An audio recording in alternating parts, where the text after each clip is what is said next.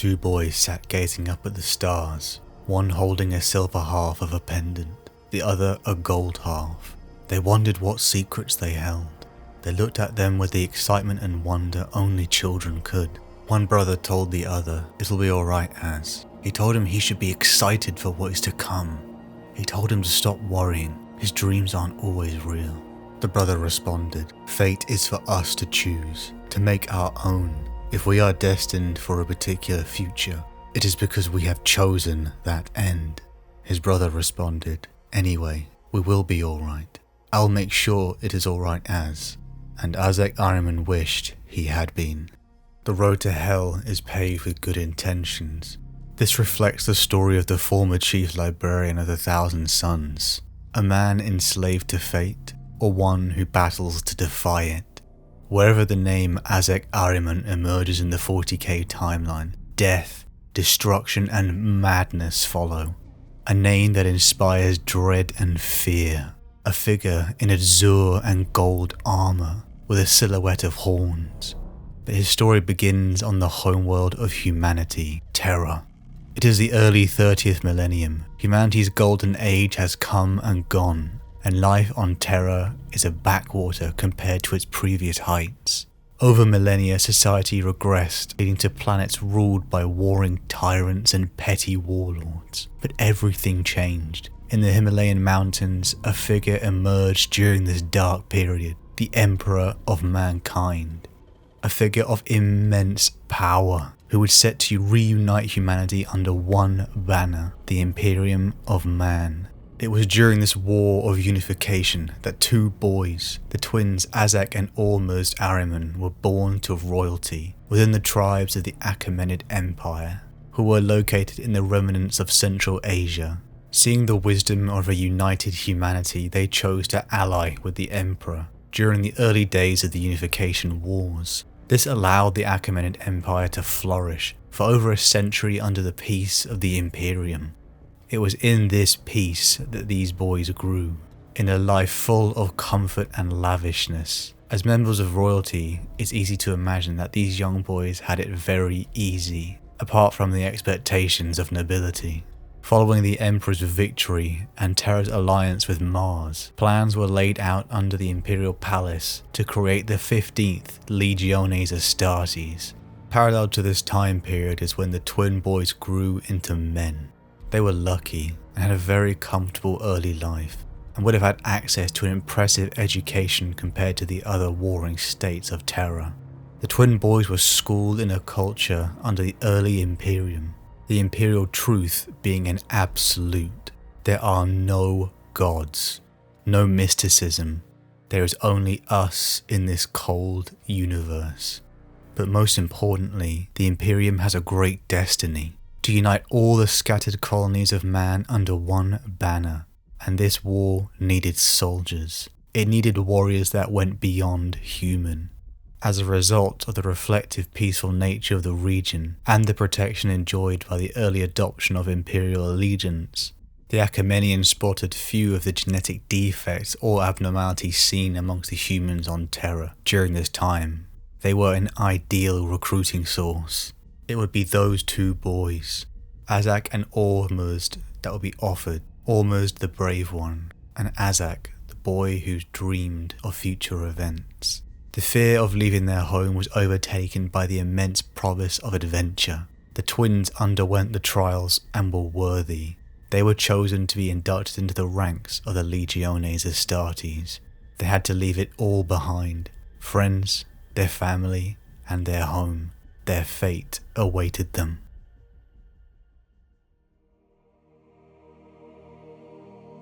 They were cut open, flooded with chemicals. The pain must have been excruciating as new organs and augmetics were placed within their bodies. Unexpectedly, during the gene seed implementation, a brief resurgence of warp storms within the boundaries of the solar system flared. This brief warp storm was said to have generated psychic flashpoints all across Terra's globe, resulting in outbreaks of madness, death, and displays of cruelty. There were rumours. Some had concerns that the storm affected the 15th Legion's gene seed implementation. Something wasn't right. but there was no immediate concern. Having survived the implementation, the Ahriman brothers were trained rigorously, martial combat, battlefield experience and constant simulations. It was decades of brutal training, together alongside thousands of other aspirants. For Ahzek in particular, his transformation was greater. He was a psyker. His mind was linked to the great ocean that is the warp, a being capable of drawing on the energy directly from the warp and channeling that raw power. From a boy who had visions in his dreams, to a man fully capable of even reading minds, they were ready. As fully fledged members of the 15th Legion, the brothers would travel to the stars, alongside the Emperor as part of the Great Crusade to reunite humanity. The two boys, now men, were going on that journey that they had dreamed of long ago. At this time, the Legion had only seen small skirmish action with some rebel elements on Terra, but now they would be set loose upon the stars. But only 5 years into the expedition, disaster struck. Despite a high level of compatibility with the gene seed, large numbers of the Legion began to slowly devolve. A Marine would be solid in stature one day, then the next collapsing into a ball of mutated flesh, screaming and begging for death. The brothers saw their friends and companions start to drop like flies. Nothing was helping. All of the combined knowledge and power of the Legion's librarians meant nothing, as Astartes burst from their armour and turned into monsters. Then the worst of all came. Ahzek saw his twin brother start to mutate. There was nothing he could do. His twin was turning into a brain-dead, blubbering mess, and he was powerless to stop it. He loved him more than anyone in this galaxy, so he gave him mercy. The most heart-wrenching grief struck Ahzek. Not just his brother, but his twin, his other half, the brave one, the one who had promised to protect him, but Ahzek couldn't save him. The problem with the 15th became so severe that many voices throughout the Imperium began suggesting that the Thousand Sons be disbanded. On the verge of failing, the Legion was saved by the rediscovery of the Thousand Sons Primarch Magnus the Red. The Primarch had brought them salvation and presented a miraculous cure to the 15th Legion for the affliction. Although only a fraction of the Marines had survived the mysterious disease, Ahriman and the survivors pledged their undying allegiance to their saviour, their father. In remembrance of his brother, Ahzek had Ormur's silver pendant worked into the shoulder guard of his armour. He would carry his brother with him, a grim reminder of promises and failures.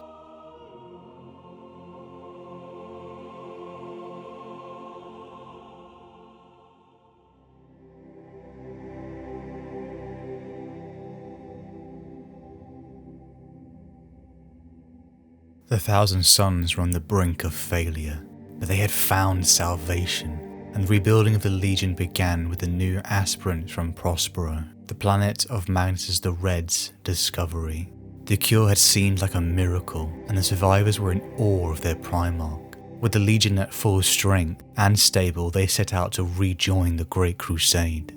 Countless battlefields felt the might of Ahriman and his fellow Astartes, who learned to utilize their psychic abilities to new untold heights. With the Legion reunited with their Primarch, like many of his brothers, Magnus began to transform the Legion to become more of a reflection of him and the culture of his homeworld.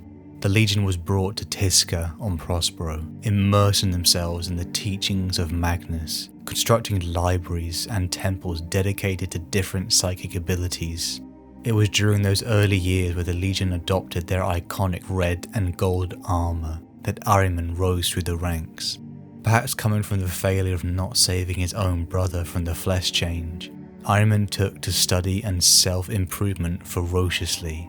It was Magnus who noticed him, and seeing the talent in his librarian, he took to tutoring Ahriman personally. Their love of exploration, knowledge and wisdom created a friendship between them, one of a mentor and a student rather than a commander and a soldier. Ahriman also confided in his fellow Astartes, such as Aemon, one of the first non-Terrans inducted into the Thousand Sons Legion, the previous tutor of Magnus and a fellow Psyker. Ahriman was a master of deception and subterfuge, having served as the master of the Hidden Ones on Prospero. It was said that amongst the members of the Thousand Sons, even the powerful psychic might of Ahriman was useless in detecting Ahriman's presence, a man he truly respected. Ahriman also found fellowship with the Space Wolf's rune priest, Othir Weirdmake, during which he happily shared information on the Thousand Sons' psychic disciplines, in what he thought was a sharing between brother Astartes. Over a century of warfare and study followed. Ahriman had become the best, and when the time came, no one questioned it. When Magnus granted Ahriman the title of Chief Librarian of the Thousand Sons Legion, Ahriman had become a respected legionary, powerful, but perhaps his climb of the ranks was a search of power. Power to fill the hole from his previous failures. As humans, we are often motivated by grief. It can light a fire within us as we try to honor those who have passed by improving our future. With his immersion and teachings of psychic abilities, he'd begun to see them in the same light as his gene father. One sorcerer was the equal of 1,000 men. The 15th Legion were educated and wise scholars, not just soldiers. It had become something of a personal mission for Ahriman to spread the laurels of psychic abilities throughout the galaxy. Although even amongst the Imperium there were those who feared Psykers and believed their abilities were too dangerous and unstable. Many worlds had burned during the Age of Strife due to unchecked Psykers, but Ahriman believed in the ideals of the Imperium, a better future for humanity. It was his fate to realize that dream.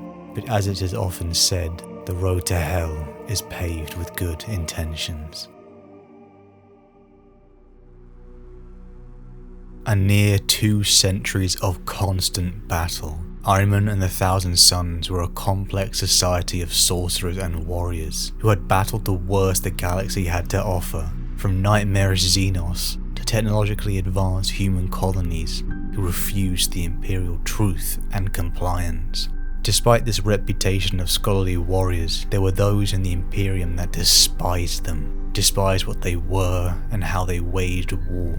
Leman Russ, Primarch of the Space Wolf's Legion, often decried the danger of psychic powers, as well as the cowardly way in which the Thousand Sons waged war.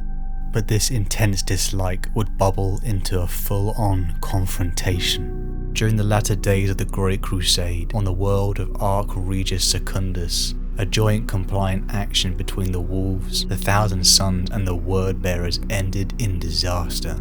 As Ahriman strode through the last remnants of the defeated enemy city, he heard the warp-wrenching howl of Leman Russ. Rushing over, he saw Magnus and the other sorcerers using their psychic gifts on the Space Wolves in defense of the world's library, defying Russ's order of destruction.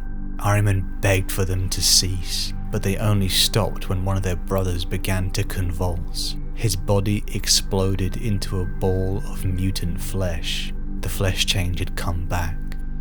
The Marine begged for death, only for it to be granted by Leman Russ. The 2 legions stood on the edge of all-out war until the intervention of Lorgar, who managed to prevent more blood from being spilled.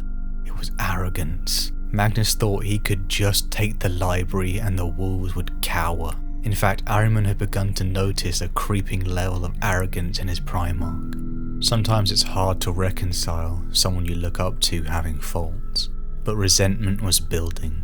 Alongside the re-emergence of the flesh change, Magnus had promised it was gone. Ahriman saw his own brother burst into a monster, and to see it again must have been haunting. Was Magnus really a saviour? Were more of the Thousand Sons going to suffer just like his brother did? Ahriman questioned his Primarch, and Magnus flew into a rage, focusing his one eye upon him with seething hate. Even after 2 centuries, he had never seen this side of his friend. He wondered if he really knew him at all. In Magnus's anger, Ahriman felt the echoes of a memory slip from his Primarch. He knew he was lying about how he saved the Legion. He was lying about the warp. He had struck some kind of deal, and he was hiding it. In the echoes of that memory, he saw his twin brother's pendant, leaving him to question what his brother had to do with the deal. things would only go from bad to worse. The Council of Nicaea was called.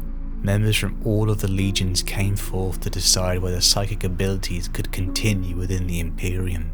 To Ahriman, the Council of Nicaea felt like a trial of 1,000 suns. How could they not see that their psychic abilities were a benefit to the Imperium? How could they let fear overrule them? Far worse was the fact that the first person to step forth and accuse 1,000 suns was a rune priest, Othir Weirdmake, his friend. Betrayal struck Ahriman from every side. His trust in his Primarch was waning. His friend betrayed his confidence. His Imperium, who he had served for nearly 2 centuries in hope of an enlightened future, had thrown that away. The Emperor outlawed the use of psychic abilities within the Space Marine legions, and all sorcery across the Imperium was banned.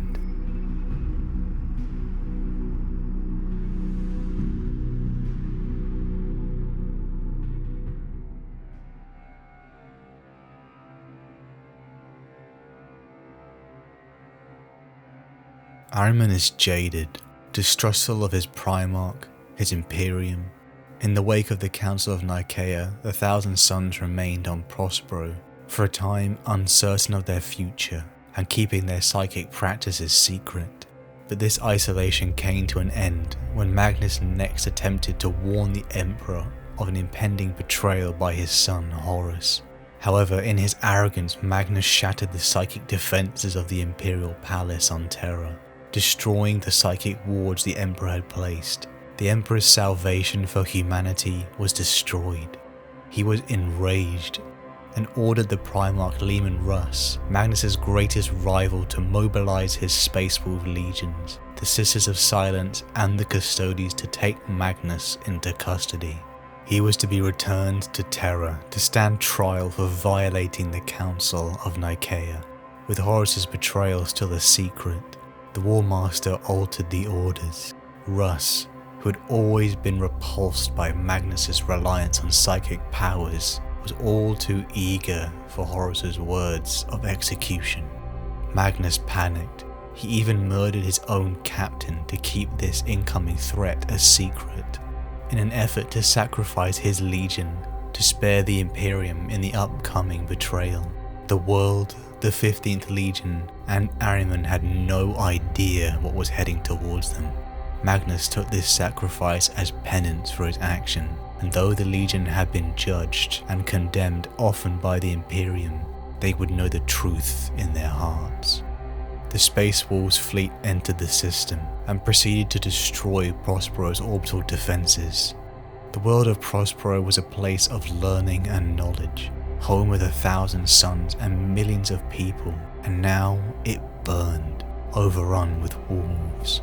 Ahriman and the Legion must have been completely caught by surprise, as they stared into the sky only to see their supposed allies were attempting to destroy them. Why were they under attack? Why did the Emperor betray them like this? Where is Magnus? Would they die like this?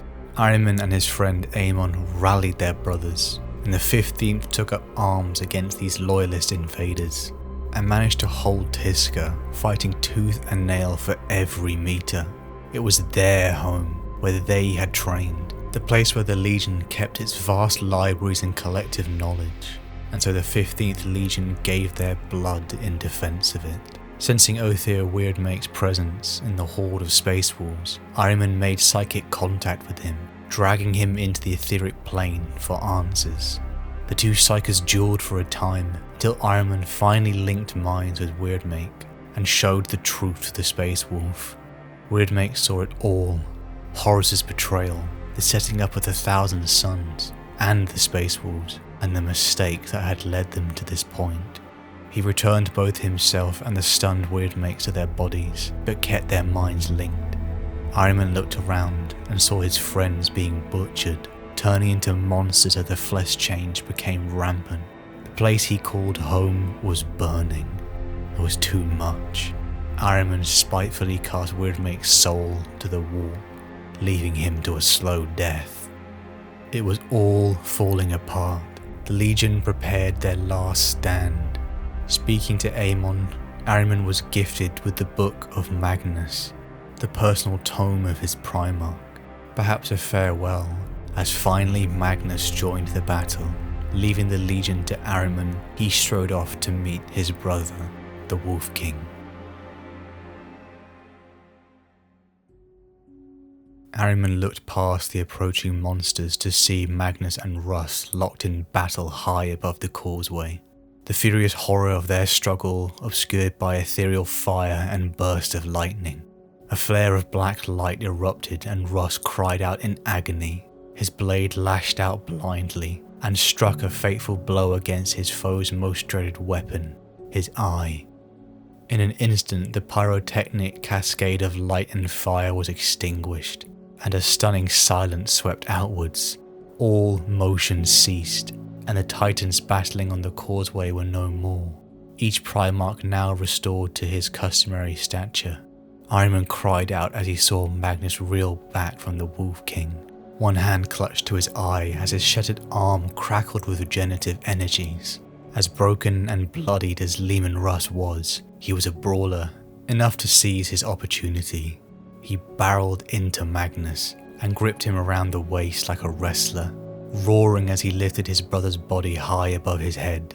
All eyes turned to Russ as he brought Magnus down across his knee, and the sound of the Crimson King's back breaking tore through every warrior of 1,000 Suns' heart. Ahriman fell to his knees, dropping the Book of Magnus as a sympathetic pain, like a white-hot spear stabbed through him. No pain in the world was worse, for this blow could unmake a Primarch, and such wounds were a death strike 100 times over to any mortal warrior. He knelt against the closing gateway as the Wolfen packs reached the shoreline alongside the warriors, led by a bloody-fanged captain with burned hair and an ice-bladed axe. The Wolf King howled his triumph to the blackened heavens, and a rain of blood replaced the oil-black downpour as Prospero wept for her fallen son. Ahriman's tears were bloody as Leman Russ dropped Magnus to the mud and brought the Frostblade Mjolnir around to take the head of his defeated foe. But before its lethal edge struck, Magnus whispered unnatural syllables unknown to man since he had first raised his guttural chants to the nameless gods of the sky. Magnus's body underwent an instantaneous dissolution, its entire structure unmade with a word, and Ahriman gasped as vast and depthless power surged into his body. It was too much for any mortal man to contain, but as it swept through him, he knew he had to do it. Ahriman clasped his hands upon the jade scarab set in his breastplate, filling his mind with its every curve and nuance, its imperfections, the intricacies of its golden mounting, and the exact dimensions of the black scarab worked into its substance. He knew everything about that gem, and pictured the identical artifact on the chest of each warrior of the 1,000 Suns. Even as he visualized them, the power in him spread to the entire Legion, as Magnus gave the last of his strength to save his sons. A terrific groaning shattered the stillness, like the spine of the world shearing out of true. The sound of madness tore through the mundane substance of reality as the dying breath of a god unleashed power of impossible magnitude. The surface of Prospero twisted, and Ahriman felt a dreadful lurch of sickening vertigo. It felt like the bottom was falling out of the world, or like he was plunging down an endless shaft. The world vanished, replaced with the utter blackness as the end of the universe, when all living things would have been dust for billions.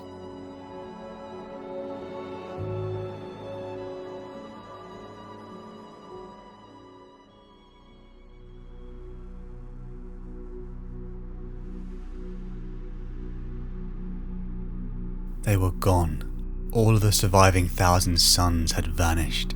Ahriman found himself awakening upon a world that reflected the broken ruin of Prospero. He knew he was not in the material plane. He was inside the great ocean, the warp. Magnus had given Ahriman a precious gift, a portion of his power, and his most prized possession, the Book of Magnus. a massive tome that contained the collected knowledge of sorcery of Magnus, but it was also used as a conduit for a psychic spell that transported the Legion into the domain of the warp. Only 1/10 of the Legion had survived. What were they supposed to do? Where did they stand? How could they stop the flesh change? What were these dark warp gods? Worse still, Ahriman and the survivors found that Magnus had been psychically shattered. Pieces of his soul were scattered across the galaxy and the warp. Their relationship was strained, but he was still their Primarch. Ahriman and the other survivors set out, and for much of the heresy they were spread across the galaxy in search of the shards of Magnus, in hope of unifying them with his body. Saving his brothers comes first. It always had, and it always will. Ahriman and his fellow sorcerers scoured, recovering the shards piece by piece, unsure of where they belonged, with the traitors who had orchestrated their destruction, or the Imperium who saw them as now corrupted. Their fate would be decided in the Imperium's weakest moment, the Siege of Terra. Ahriman and Magnus came for the last shard located on Terra, and saw what had become of the traitors and their embrace of chaos. Especially the sight of Mortarion was ironic for Ahriman, for he knew how he despised Psykers and their gifts, only for him to be a hypocrite and embrace the war. Maybe the irony was on him. He had left Terra 2 centuries ago, with a brother, a legion, and a great mission. Now he had returned a fool, surrounded by monsters. The journey for the last shard took Magnus and a contingent of 1,000 Sons through a secret entrance into the Imperial Palace. They weren't really there to conquer, they hadn't really taken a side. The contingent made it all the way to the Golden Throne, clearly unhassled. And there he was, the Emperor on the Golden Throne. Ahriman stood at the base of the ascending stairs, seeing the Emperor and the Primarch Vulcan beg Magnus to return to them. But with one catch, he had to sacrifice his legion. They were a lost cause. Magnus, with tears in his eyes, rejected his father, and battle ensued in the throne room. Vulcan began beating Magnus to a bloody pulp, and as he lay there, defeated, physically and spiritually, Magnus gave himself to chaos. The contingent were cast back to the war, with their newly ascended demon Primarch. It almost seems like too much. Ahriman's dream of a psychic tolerant future for humanity died, but worst of all, his legion, his brothers, were doomed. The Magnus that would have died for his sons in that throne room seems to have gone. This new demon Primarch embraced the flesh change as the will of their new patron god, Tzeentch. Ahriman's love and admiration for his gene-sire had turned to hatred and contempt. His father was now doing nothing to save the Legion from the very fate his brother had suffered, whose death scarred him. Ahriman was angry. The Legion is all he had left in this universe, and if his father won't save them, then he will. Fate is for us to choose, to make our own. If we are destined for a particular future, it is because we have chosen that end. In his own arrogance, Ahriman thought that he could use the very energy of change to stop change. Where did it come from? Perhaps in his 2 centuries of study, ideas of excellence and wisdom had gone to his head, or perhaps it's something inherited. The sins of the father, or fear. Using the sorcerer's knowledge held in the Book of Magnus, Ahriman designed the plans for a mighty arcane spell that would ultimately undo all the suffering that his brothers were enduring, and thus protect them from the flesh change for all eternity. Preliminary testing of the spell he called the Rubric showed promise, but he soon found that he lacked the raw power to complete the spell. The Legion had been immersed in the powers of the warp. Entities of this realm were not to be shunned, but understood, as they were scholars before warriors. But a future with the flesh change was a burden too great for many to bear. Ahriman found many amongst the Legion disgusted with their so-called new overlord and fate. Even Aemon, previous tutor and friend of Magnus, was truly disheartened to see what lay in wait for many of their brothers. It was in secret that Ahriman assembled this cabal of sorcerers. They knew they were about to betray their Primarch, but the ends justified the means. Gathering in a fell circle around Ahriman, this cabal of sorcerers lent their power to him. They started their ritual of salvation. The spell was cast. Etheric power roared from the fell circle of sorcerers, their minds connecting to the emotion tide of the wall. The power of change washed over the entire Legion, weaving through every one of them. Ahriman and those of the Legion with the psychic gift felt the rush of power flow through them. The power of raw change, but something started to go wrong. Their brothers who lacked the psychic gift could not deal with the cataclysmic amount of sorcerer's energy which poured into them. Their flesh started to burn. Thousands of Ahriman's friends and brothers burst into flame inside their own armor. They were burning alive. Flames so hot they screamed. The flames burned until the thousands of men were nothing but ash. The etheric energies twisted, sealing all the joints in their power armor. When their souls attempted to depart their ruined bodies, they found themselves prisoners inside their armor, dead, yet still alive. Hollow and without a body, the warriors were still in there. Echoes of memory bounced around inside. Recognition. They could see the sorcerers as a shining light. Then the sensation of burning, to then nothing. A hazy cycle of pain and forgotten memories. A never-ending torture. It was hubris for Ahriman to believe he could cure change with change. He had arguably done more damage to the Legion than anyone. The wolves had culled them. The Emperor had condemned them. But Ahriman had killed them. He killed the only thing he had left in the universe. Only a few thousand remained, the psychically gifted. Spared the fury of Magnus only by the direct intervention of Tzeentch, Ahriman was banished from the planet of the sorcerers, and so Ahriman left, broken, alone, and with no purpose, a failure.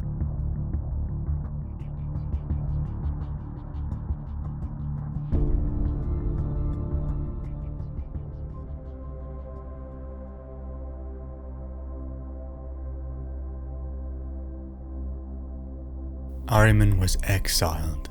He had served the Emperor and the Imperium for over 2 centuries with complete loyalty.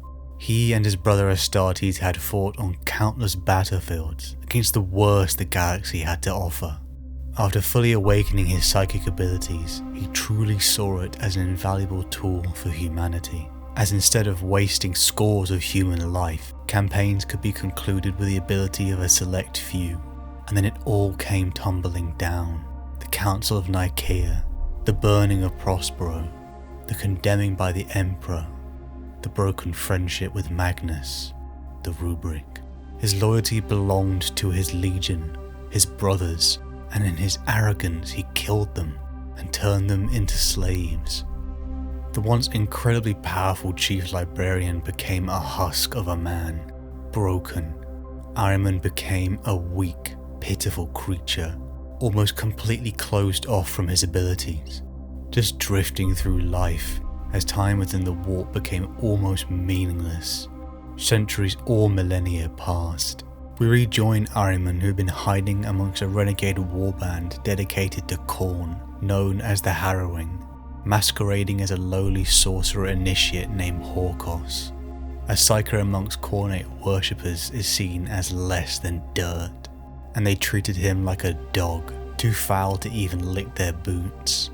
It was a sort of penance for his crimes. All this time as a renegade, fighting small fry of the Imperium would end when the warband was greeted by the 1,000-son sorcerer, Tolbec, a friend once. Ahriman kept his mind and identity hidden, fearful of discovery. Tolbec spoke to the Harrowing's leadership. He and the Cabal, known as the Brotherhood of Dust, were looking for a traitor, Ahriman. They linked minds. Tolbek, filled with sorrow and anger, told him to come with him, and when Ahriman refused, battle ensued. He was a shell of his former self, having spent so long almost shut off from his powers, but he was still Ahriman, and in a duel, Tolbek pulled his mind apart to stop himself from divulging any secrets. In a way, he killed his friend. All that was left was a melted corpse, and 2 silent Rubric Marines who had accompanied Tolbek. Guilt and regret washed over Ahriman as he pushed his mind inside one of them. Ahriman, his name echoed, and he felt the sensation of drowning in darkness, broken memories and disjointed feelings. He felt the hate and sorrow in the Marine. Helio Isidorus was his name once. Ahriman had not just reduced his brothers to spirit and dust, he had shattered their identities. He would not bind the Rubric to him. They were his brothers once, and they would not be his slaves. Ahriman had been in exile for a long time, often reflecting on past events in his mental mind palace, opening the doors to his betrayals and sins. Fate, the word bounced around in his mind. Often he would have visions of a raven telling him his fate had come. Someone was hunting him. Why now he had to know, and who. With the help of captured renegades, Ahriman began his journey, battling renegade forces, demons, and even inquisitors. And then finally, Ahriman had a name. Amon, his friend, the teacher of Magnus, someone who was there through it all, the burning of Prospero, and the cast of the Rubric. Amon was the one who was hunting him, and it wouldn't end until he confronted him. It was the first time in centuries Ahriman had some semblance of purpose, and he slowly began to delve back into the powers he had neglected for so long. The journey to Amon and the Brotherhood of Dust had left him battered and bruised, but finally he and his renegade allies managed to infiltrate the gathering fleet of the Brotherhood of Dust. But he was betrayed, and his location was alerted to Amon in secret. The injured Ahriman was no match for Amon and his sorcerers, and he was hauled off in chains.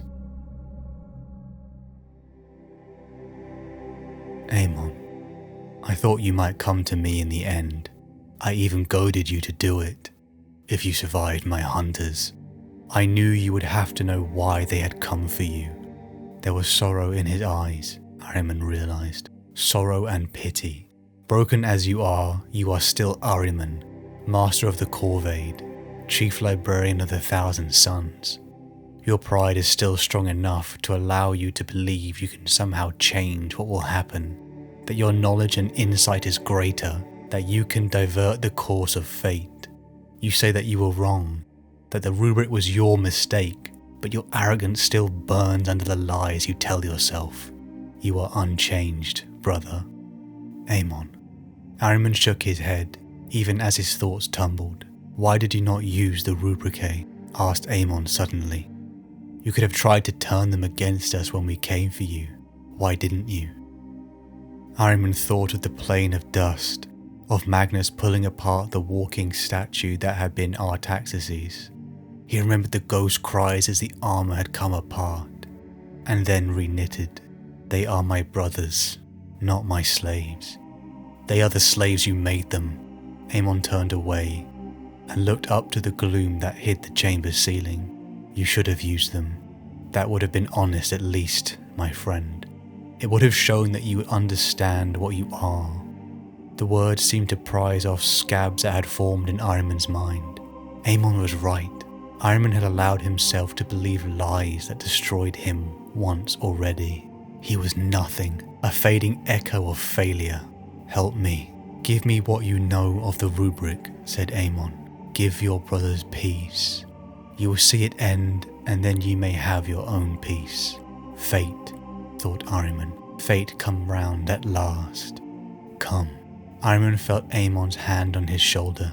I forgive you. Help me end what you began, brother. Give it to me. Ahriman thought of the towers on the planet of sorcerers, of the hulking shapes walking out on the settling dust, of the dead light in their eyes. "I am sorry, my brothers," he had said. Ahriman lifted his head. His eyes met Amon's, sky blue meeting night black. He nodded once. Ahriman opened his mouth, and words came out, long strings of syllables that seemed to resonate through the room. Ahriman felt his mind connected again to the great and secret power of the universe. Ahriman held his gaze. Ahriman felt his brother's mind hovering all around him, waiting. He closed his eyes, reaching back, unlocking rooms that he had long kept sealed in the corridors of his mind. The rubric spilled out, unfolding in precise detail. Every ritual, every source, every modification and moment of insight. It formed in his mind, a focused crystal of memory. He held it for an instant. He could resist. Ahriman had undone the wards. His power was his again. He could fight. He could. He opened his eyes. Ahriman was looking at him, his face impassive. "Let our legion die, at last."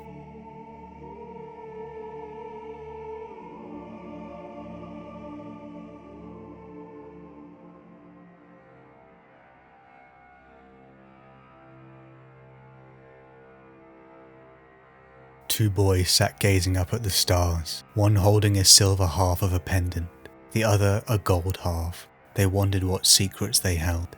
One brother told the other, "It'll be alright, Az." He told him he should be excited for what is to come. He told him to stop worrying. His dreams aren't always real. The brother responded, "Fate is for us to choose, to make our own. If we are destined for a particular future, it is because we have chosen that end." Ahriman relived the memory of he and his brother in his mind palace, a last comfort to a miserable end. Amon was going to destroy the rubric. Perhaps that was right. Ahriman snapped out of his haze when his renegade allies managed to infiltrate the Brotherhood of Dust's flagship and cut him from his chains. They ran, pursued by chasing Rubric Marines, but Ahriman stopped. He was running again. We at all times have felt the darkness that guilt casts. It's melancholic and crushing. Ahriman would not run, not again. He had done everything to save his brothers once, because he had hope, and he had let guilt and despair rule him for too long. He was going to stand against fate, even if it destroyed him. Ahriman had purpose again, and so he allowed himself to fully tap into the great ocean once again. Power roared through Ahriman, pushing him to the level of his prime, the chief librarian, the disciple of Magnus, the greatest psyker amongst all the Legiones Astartes. He had an end goal, and he would achieve it no matter the cost. Ahriman strode forth and silenced the chasing rubric and moved to confront Amon. When they met, Amon scolded him and his arrogance. It was that which had led him to cast the rubric, and now in his delusion he thought he could still save the Legion. The words didn't reach Ahriman's heart. He was going to save them, and he wouldn't let anyone get in the way, even a friend. A duel broke out, and it was then that Ahriman told the last secret. The rubric was a part of all of the Thousand Suns, and it was his power. Amon's horror did not last long, as Ahriman burst him into flame and dust. Ahriman lifted into the air, the separate pieces of Amon's armor overlaying his body. Amon's horned helm slipped over Ahriman's skull. The Brotherhood of Dust just stood, witnessing this horrifying rebirth, as the dead Rubricae simply waited. Raising his hands, Ahriman summoned magical flames from the floor, which seared the red from the armor of every Rubricae and sorcerer. Then the flames flickered blue, and the silver armor became polished sapphire. Ahriman looked across the sea of blue. Slowly he knelt and bowed his head. The transformed and empowered sorcerer assumed control of the Brotherhood of Dust, including its massive fleet and the army of followers. We all look for purpose, to give our existence meaning, but what defines us is how we achieve those goals. Ahriman's goal of reversing the rubric is noble, but the cost to the galaxy will be an ocean of blood and tears. Ahriman and his warband began a war for knowledge. Betrayals, genocides, and consortium with demons became part of the arsenal of the Thousand Sons. Ahriman resorted to sacrificing friends, delving into forbidden knowledge and power, and even toying with the greater demons such as Be'lakor, whose audience required putting a comrade on the edge of death without his consent. Mountains of bodies began to pile up as the sorcerer prepared for his next great plan, the second Rubric of Ahriman. As if the first casting was not a monumental mistake of arrogance, Ahriman believed that he could still save his legion. It would be on the planet of sorcerers in the warp, where Ahriman intended to sacrifice his own life as a conduit for the spell.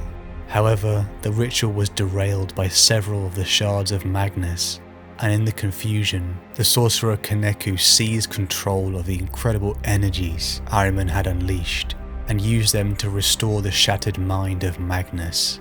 The second Rubric ended in complete failure, and Ahriman fled, once again broken. Weeks would pass by, but it all changed with an amazing discovery.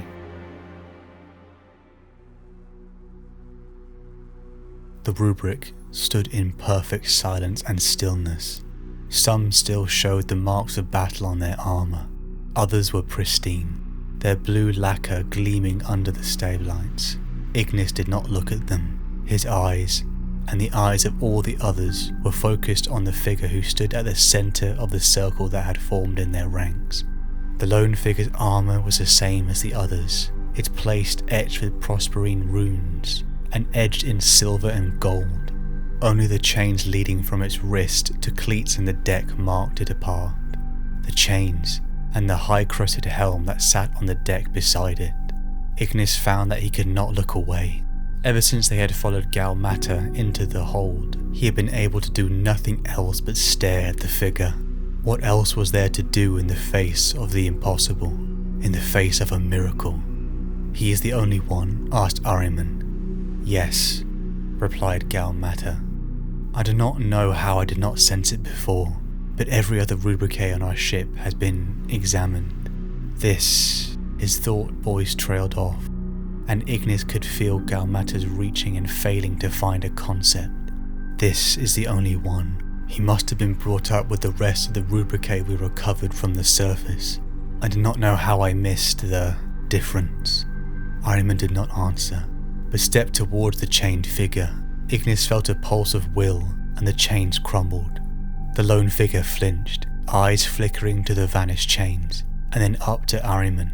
"It is all right," said Ahriman, and then spoke with his true voice.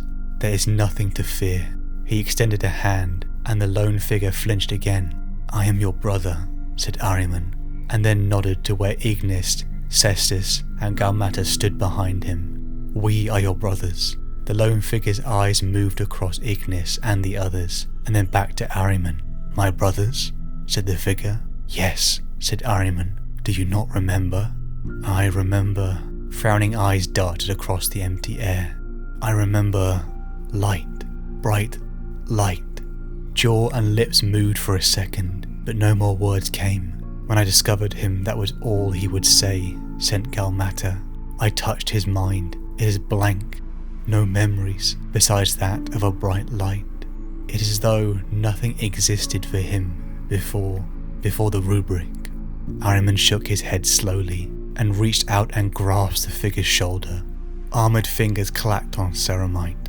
"No, you remember one other thing, don't you, brother? I can see it in you, deep down, just beyond the light. You remember something else." The figure glanced down at Ahriman's hand on his shoulder. Muscles moved smoothly beneath unscarred skin. Ignis could see the slow beat of blood in his neck. Impossible. The thought echoed in his head. Impossible. "Who are you, my brother?" asked Ahriman. The figure looked up into Ahriman's shining eyes. I am Helio Isidorus." Ahriman breathed out slowly. "Yes, you are."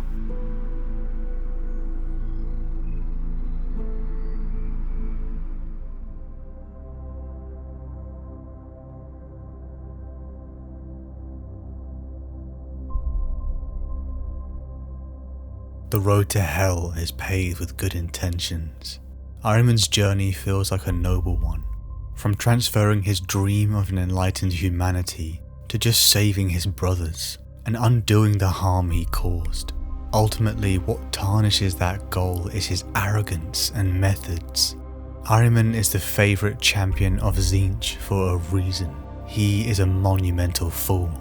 The chaos god of manipulation and sorcery has been there in the shadows from the very beginning. The warp storms that flared during the early Legion's gene seed implementation, resulting in the flesh change. The deal struck with Magnus to save the Legion was with Tzeentch, who in the echoes of his Primarch's memory, Ahriman saw that his twin may have been part of the deal. The architect of the Rubric, the raven who Ahriman saw in his mind, telling him fate had come at last. Tzeentch has been manipulating Ahriman his whole life, and in his arrogance fostered by Magnus and the Great Crusade, and the overwhelming amount of guilt that has come from failing his twin brother and his Legion, he still thinks his fate is his own. The casting of the Rubric, challenging Amon, delving into forbidden knowledge and power to save his Legion. He really can't see how far he has fallen. Ahriman has killed friends, broken bonds, and taken part in countless atrocities in the name of his great mission. It is said that Ahriman still believes he is as whole as he was during the Great Crusade, but is unaware of the fact that his face is a yawning void of warp magics. This is why Tzeentch has such a love for this arrogant sorcerer. He is so delusional that he cannot see how he dances on the strings of a dark god. Ahriman has been corrupted by chaos. Humanity and the Imperium often suffer at his hands. If only he could see the bigger picture, he would see how far he has fallen. The second casting of the Rubric was a failure, but with the return of Helio Isidorus, once again that spark of hope is lit. It is likely the second Rubric never truly worked for one Marine, that perhaps behind it all, it was Tzeentch, planting that seed so that Ahriman would continue on his destructive path. After an unknown time period, Ahriman was summoned back to the planet of the sorcerers by Magnus the Red himself. A part of the demon Primarch hated Ahriman. Magnus had given up his redemption to save his sons, only for Ahriman to turn them all to dust. But this resentment was returned by Ahriman, whose betrayals by Magnus were equally painful. Though definitely not pleased to see each other, Magnus agreed to once again work with Ahriman towards a common goal: revenge on the Space Wolves. They knew that the burning of Prospero was architected by Horus, but he was gone, and the memories of the burnt libraries and massacre of their brothers still lingered. The wolves had a debt to be claimed, and it will be paid in blood. During the subsequent siege of the Fenris system, the two fought together in mutual vengeance against the Space Wolves, summoning demons and great silver towers of Tzeentch, leaving the Fenris system almost decimated, and left with scars cut by a fully reunited Thousand Sons Legion. Ahriman and Magnus took part in a ritual that sacrificed billions of innocent people from the Fenris system, and channeled the energies into a cataclysmic spell. The planet of the sorcerers vanished from the warp, only to burst violently into real space, appearing near the burnt husk of true Prospero. A new phase for the Thousand Sons had begun.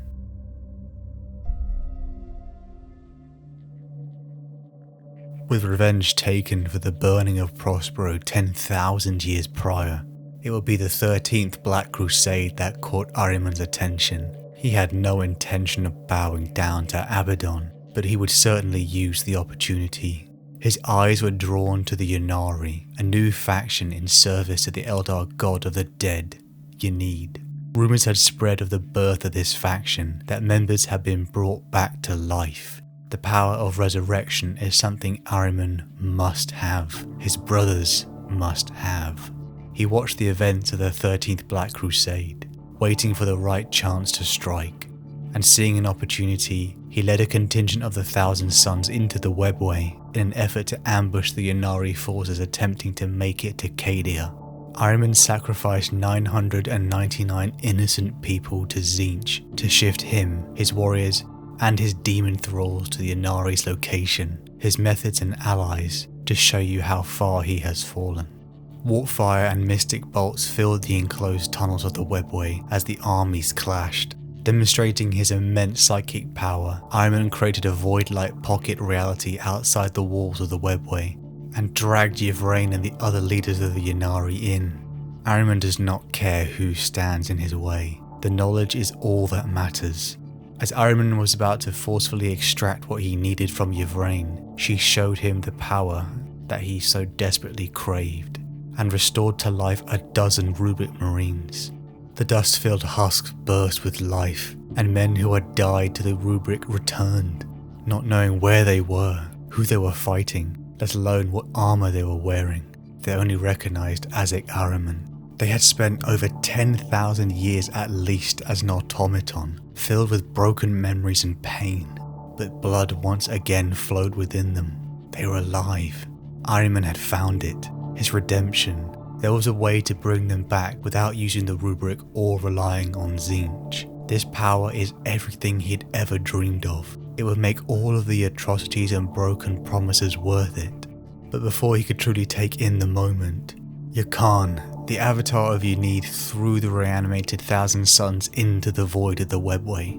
Ahriman screamed in horror and rage as the Thousand Suns' forces were scattered, tearing his reborn brothers from his grasp.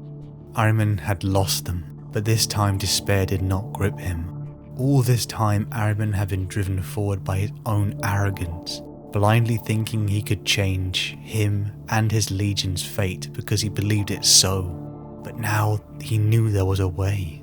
The belief was fact.